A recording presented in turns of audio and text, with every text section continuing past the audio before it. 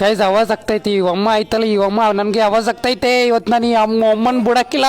ಅಲ್ಲ ಎಷ್ಟು ಚೆನ್ನಾಗಿ ಹೇಳ್ಕೊಟ್ರು ಗೊತ್ತಾ, ಗಂಡು ಮಕ್ಳು ಇರೋದಕ್ಕ ನಿಮ್ಗೆ ಹಂಗೆ ಓದಿಸೋದು ಬೇಡ, ಅಂಗಡಿಗೆ ಇಡೀ ಅಂಗಡಿ ಜಿಟ್ಟಕ್ಕೆ ಆ ಕೆಲಸಕ್ಕೆ ನಿಮ್ಗೆ ಸಂಬಳ ಬರ್ತದೆ. ಯಾರ ಮಾತು ಕೇಳ್ದಾನೆ ಓದಿಸಿದ್ವಿ. ಆಯ್ತು ಬಿಡಮ್ಮ, ನೀನು ಓದಿಸಿದ್ಯಾ, ನೀನು ಓದಿಸಿರೋದಕ್ಕೆ ನಾನು ಇವತ್ತು ಇಲ್ಲಿರೋದು. ಆಯ್ತು ಬಿಡು, ನೀನು ಮಾತಾಡ್ಬೇಡ ಬಿಡು. ಆಯ್ತು ಒಂದು ಕೆಟ್ಟ ಬುದ್ಧಿ ಕಲ್ಸಿಲ್ಲ, ಒಂದು ಹೊಡೆದಿಲ್ಲ. ಯಾಕೆ ಗೈಸ್ ಟಿಕ್ಕದಲ್ಲಿ ಬರೋವರೆಗೂ ಚೆನ್ನಾಗಿ ಹೊಡೆದ್ಬಿಟ್ಟು ಹೊಡೆದಿಲ್ಲ ಅಂತಿದ್ಯಲ್ಲಮ್ಮ, ಹೊಡೆದಿಲ್ಲ ನೀನು. ಬುದ್ಧಿ ಬಂದಲ್ಲ, ಬುದ್ಧಿ ಬಂದ್ಮೇಲೆ ಹೊಡೆದಿಲ್ಲ. ಬುದ್ಧಿ ಬರೋಕ್ಕಿಂತ ಮುಂಚೆ ಸ್ಪೂನಲ್ಲಿ, ಕೊಳಪೆಯಲ್ಲಿ, ಸೌದೆಯಲ್ಲಿ ಜಾಸ್ತಿ ಬಿದ್ದಿರೋದೇ ಪಾತ್ರೆ ಅಂತೂ ನಾನು ಏನು ಜ್ಞಾನ ಮಾಡಿದೆ ಅಂದರೆ, ಅವ್ನ ಅಪ್ಪ ಬಿಟ್ಟು ಹೋದ, ನಾನು ಹೊಡೆದ್ರೆ ನನ್ನ ಮಕ್ಕಳಿಗೆ ಅಪ್ಪಂದು ಪ್ರೀತಿ ಇಲ್ಲ, ಬಂದು ಬಳಗೊಂದಿಲ್ಲ, ಹೋಲಿ ಬಿದ್ದು ಹೋಯ್ತವೆ, ಯಾರು ಏನು ಮಾಡ್ತಾರೋ ಅಡ್ಡದಾರಿ ಹಿಡಿತಾರ ಅಂತ ನಿಮ್ಮ ಪ್ರೀತಿ ಸಾಕಿ, ಯಾರು ಹತ್ರನೂ ಒಂದು ತಿಂಡಿ ಕೇಳಬಾರ್ದು ಆ ರೀತಿ ಸಾಕಿ. ಸೊ ಹಾಲು ಅಂದರೆ ಇವನು ಹೊರಗಡೆ ಕುಡಿದು ಬಿಟ್ಟು ಅಮ್ಮ ಪಾಪ, ಅಮ್ಮ ಪಾಪ ಕುಡಿತೇನ.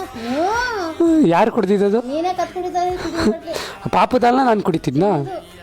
ಗೈಸ್ ಅದೇನೋ ತಂಗಿದು ಚಿಕ್ಕಳಿದ್ದಾಗ ಹಾಲು ಕದ್ದು ಕುಡಿದ್ಬಿಟ್ಟಿದ್ದೀನಿ ಅಂತ ಇವಾಗ ಅವಾಜ್ ಆಗ್ತೈತೆ.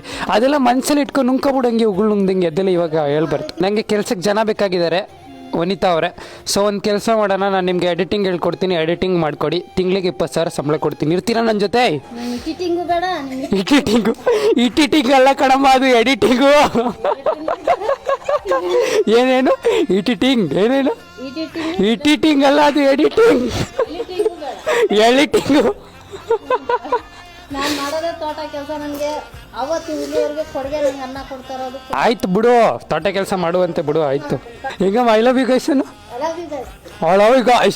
ಅಳವಿ ಗಾಯ್ಸ್ ಫುಲ್ ಇಂಗ್ಲೀಷು ವನಿತಾ ಅವ್ರದ್ದು. ಗೈಸ್ ಕೂದಲೆಲ್ಲ ಇನ್ನು ಬೆಳ್ಳಿಗಾಗ್ಬಿಟ್ರೆ ನಮ್ಮಮ್ಮನ ನೋಡಕ್ಕಾಗಲ್ಲ.